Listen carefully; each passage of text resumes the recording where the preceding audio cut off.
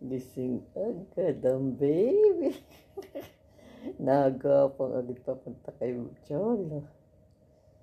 Nakita ko pagapang na kay Cholo niya. Ada dida dida, ada dida dida, ada dida dida. Katingin sa salamin. Ada dida dida, ada dida dida. Gising na yung dalawa.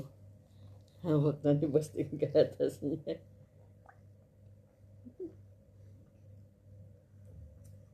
Nagkasabayan po siguro nagising sa pagkuha ni Basti.